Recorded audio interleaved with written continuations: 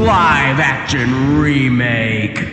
Cartoon reboot. All words that strike fear into even the most hardened of criminals.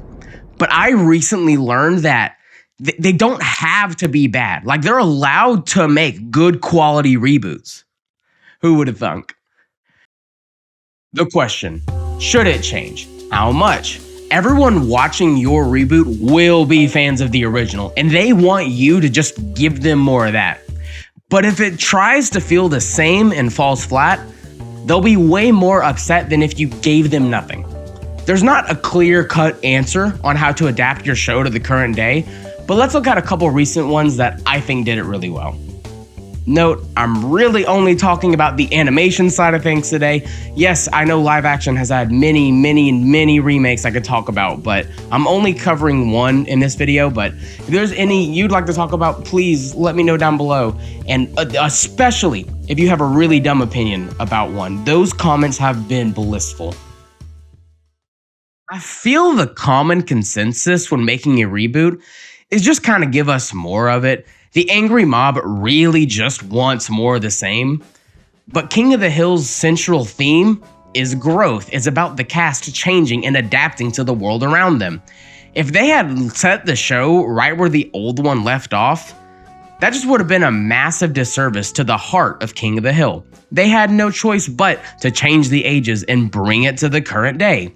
And the execution of that is really well done. It's incredibly hard to write an aging character that feels like the same person while also having the maturity of their current age.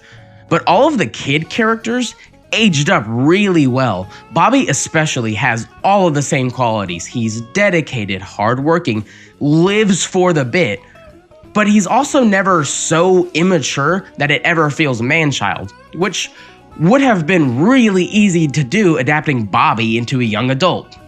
Hank's reactions feel exactly like they did in the initial show. He doesn't despise new things. He doesn't hold this deep-seated hatred in his heart. He just gets uncomfortable. That's a personality trait that they had to maintain. If he's too hard in his resistance to change, he just looks like a full-on villain. But if his change is too dramatic, he looks like a pushover or just a completely different character. I'm really glad that's something they didn't change. Hank was a character that had to be completely static from the original. Even a slightly different mentality in the writing room could have really messed up his character.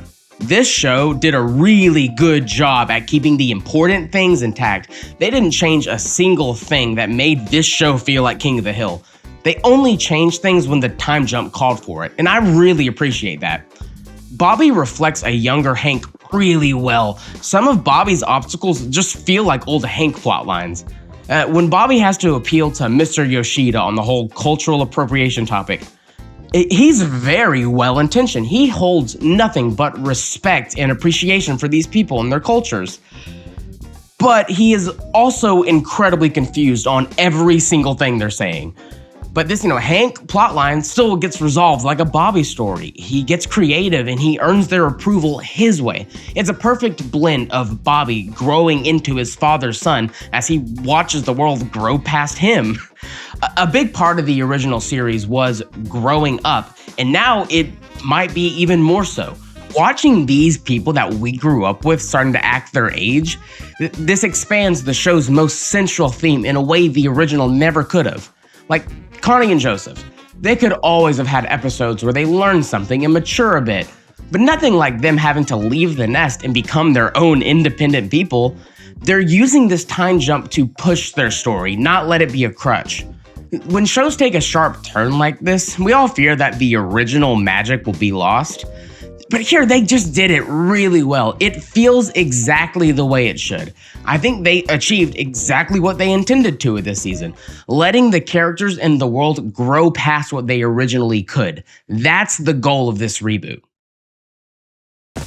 What's the goal of the Gumball reboot?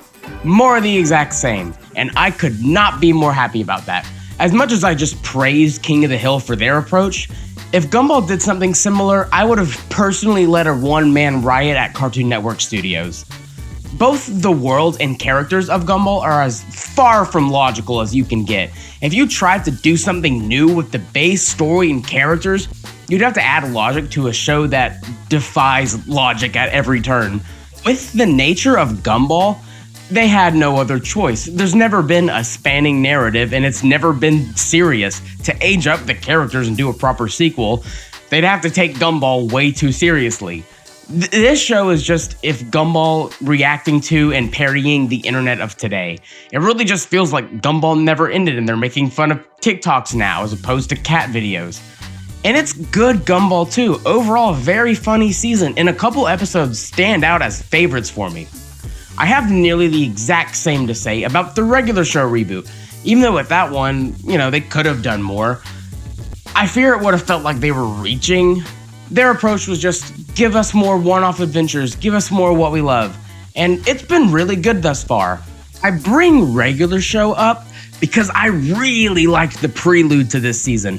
The show is, yes, more normal-ass regular show episodes, but starting it with a Pops action thriller and having that be the canon reason that this season can even exist, it just made me really happy to see that. It told me sure, this season is gonna be more of the same, but not out of laziness, out of passion. They love regular show and they know what it needs. This episode really just felt like them saying, this isn't just a new season. We poured our heart into it and did everything possible to bring you something exciting and new. They could have just skipped it and just gave us more episodes, but nothing can just be the way it normally is. It's the regular show. To everyone watching, I'm sorry I have to do this, but please like and subscribe. I know every single YouTuber says this because it works, but seriously, this channel is tiny, and a second of your time to just click a button, it works wonders for me and my engagement in the algorithm. And also, while you're down there, go find a comment and argue with that person. Thank you. Let's talk about live-action remakes. You got two options: soulless remake or barely change a thing. Well, you always could go a different route, but they never do. I've always felt like live-action remakes are just needless and simply worse. But, I gave them another chance for this video. One of my favorite movies got a live-action remake, and I heard it was the best of them. So you know what? It's been a while since I've seen one. Maybe I'll like live-action remakes now.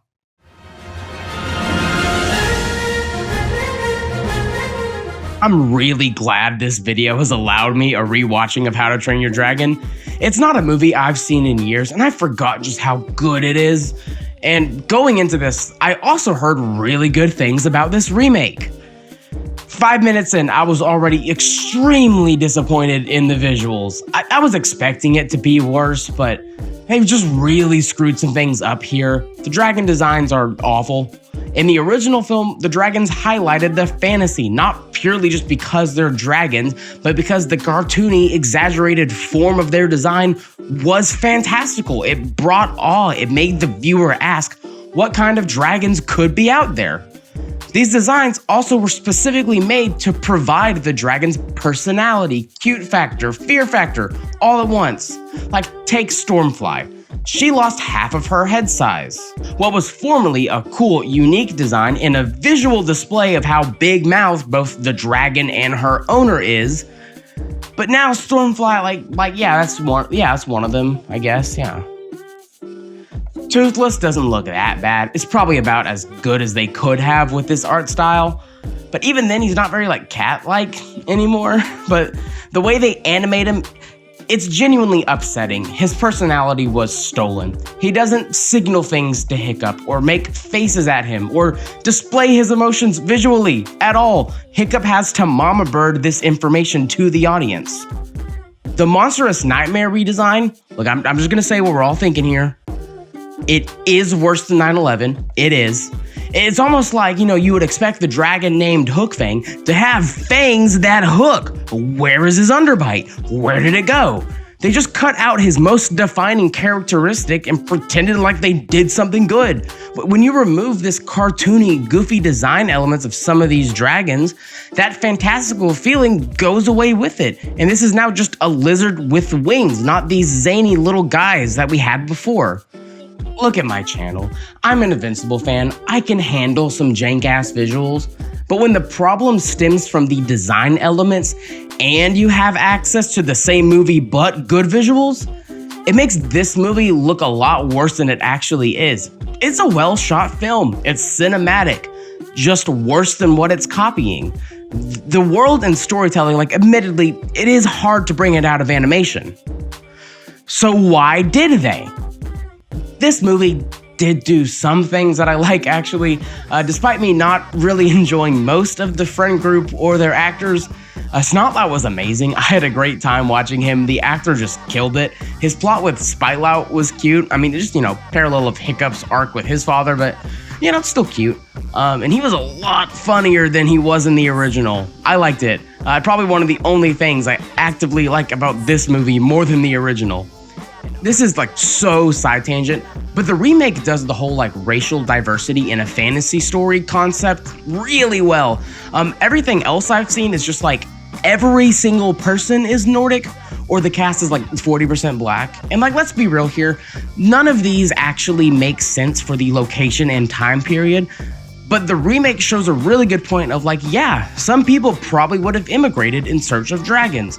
But like with the technology and travel of the time, there would realistically not be that many. It's really only a couple.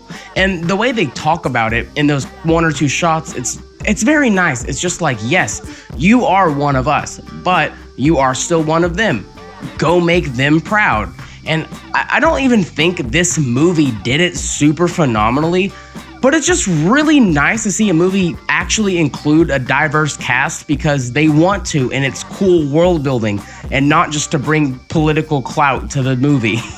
And conceptually, I like the idea of a longer runtime, but I really hate how they achieved that. I watched the two movies double monitor side by side, and I really felt that like 20 of the 30 extra minutes are just random B-roll footage. Like I've noticed every time there's a walking shot where like Hiccup is in the forest or something, it's all twice as long in the remake for no reason, and it just feels like padding time when you could just cut those moments like the original and use that extra time elsewhere to actually expand on the first story. There were some additions I appreciated, even if I'm not too fond of the execution. I like that they tried to improve Astrid. She was too dependent on her relationship with Hiccup in the first film, so I like that they tried to make her more of her own this early on in the story. But I don't like how they altered her personality. It doesn't feel like they expanded on her lovable personality traits. It feels like they got rid of them and just added new ones. But like, whatever, I'm glad that they tried at least, and we got a couple new scenes of her that I really liked, and the actor did super good. My issues with her character solely come from the writer's room. But some moments were shortened, and it really takes me out of it. Like, the really heartwarming talk in the original movie where Stoic is apologizing to his son, saying he's proud and that he should have listened from the start. They took out like 80% of that scene. It's like 2 sentences long now. One of my good friends is a film buff who is a really big fan of the original trilogy, and I asked his opinion as I was making this, and our talk really summed it up perfectly. He told me that he loved the live-action remake. It's just a very well-made film delivering on a very strong story. And when I asked him if he would ever watch it again, his answer was no. This project was novelty. If you ever have the urge to return to this story, you've got the option between like a kind of good looking film or a beautiful, inspired, stylized movie. Even this remake, which is regarded as one of the best of this shit genre, it doesn't have its own value and merit opposed to the original film. The entire time I was just sitting here thinking like, man, I just want to watch the first movie instead. And like, let's be real, I had them double monitored. I kept looking away and watching the other. This is a stupid genre for stupid people. Why do these live action remakes keep making so much goddamn money? It seems like I spent all of last summer running around while you kids were having fun, and I missed seeing any of it. Yeah, duh. When I watched the first episode of the reboot, I was deeply upset and annoyed with it. I was watching the whole episode just thinking, this is the most generic shit that they could ever do, and it just feels like a bad Phineas and Ferb fanfic I'm watching. And then in like the moment where like obviously Candace is gonna get foiled by the Dufresne, the mom gets shot with it instead. And they treat that scene like she just got killed off for good, not coming back. And like I instantly realized the showrunners, they got me. They wanted me to think, oh my God, this is so bland, just to hit you with the change in the format that the original show likely would not have done. I think this is the best reboot ever made, period. It is absolutely amazing. And honestly, I think this season is consistently better than any of the original seasons. And some of the episodes really stand alone as the best of the series. And I have a nostalgia bias for the original. That's saying something. We've seen this format a million times. The boys build something, Candace tries to bust them, do shenanigans, destroy it, mom doesn't see over and over every single episode. And the only reason this worked is how much Phineas and Ferb pushed themselves to be creative and do new, exciting things within these restrictions. And the reboot very easily could have just done the same thing again. Ye old format could have got some new use. But much like their episodic writing strategies, they chose to be bold and try something fresh. The pacing and setup deviate from the typical structure a lot more than they used to. The format that Phineas and Ferb always followed is not gone. You can't have Miss Phineas and Ferb without this mysterious force being there. But in the new series, the structure is no longer how the show is paced. It's been promoted to a character. The mysterious force is more conscious than ever. The show is aware of the format and what we expect of it. And it's still there, but it makes decisions that feel so much like the initial structure we love, while also in reality not lining up at all to the pre-established pattern. Going back to the dead mom episode, the entire first part is like, the bait and switch, where it's just exactly the format until the very end.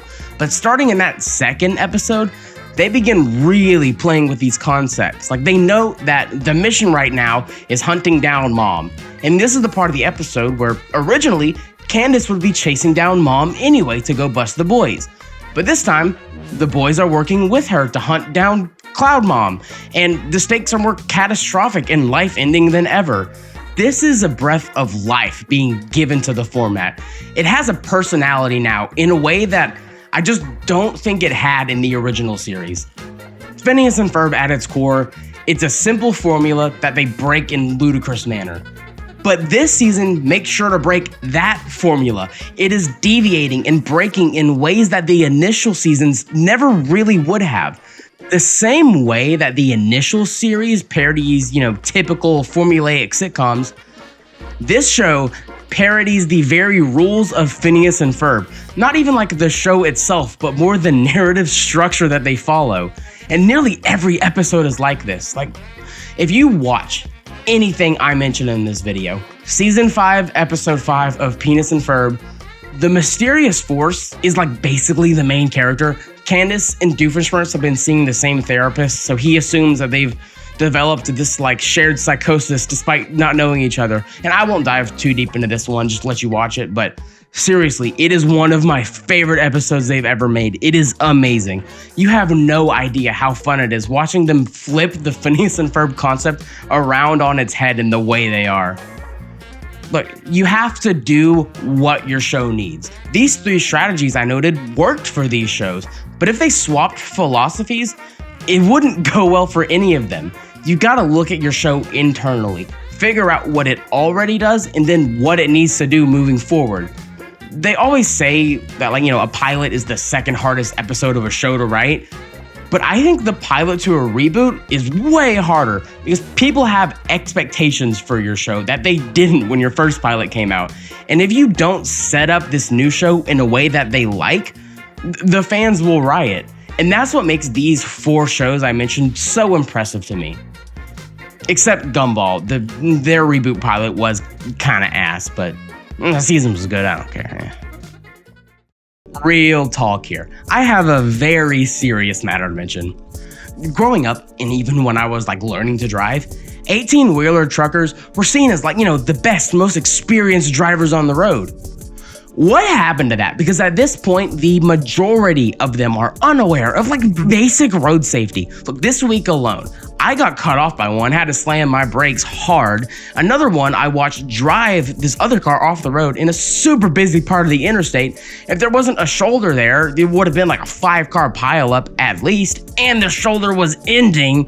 And like, God, I haven't seen one of them in years stay in their lane for more than like 8 seconds straight. What about my lane is so fucking alluring that you just have to put your truck a foot into it when I am clearly overtaking you in the left? When I was learning to drive, I was clearly taught that 18-wheelers were dangerous simply because of their size and weight. And I was expressly told that they were the best drivers on the road. And, I'm sure that probably used to be true.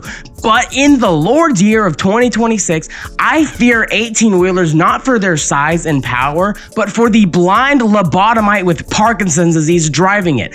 Look, I miss when the size of an 18-wheeler was actually the scary part.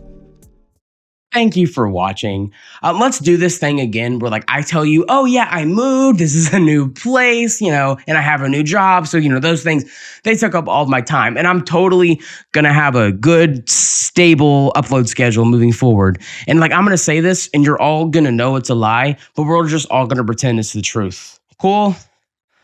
Bye. Like, comment, subscribe, that stuff. Bye. Going back to the dead mom episode,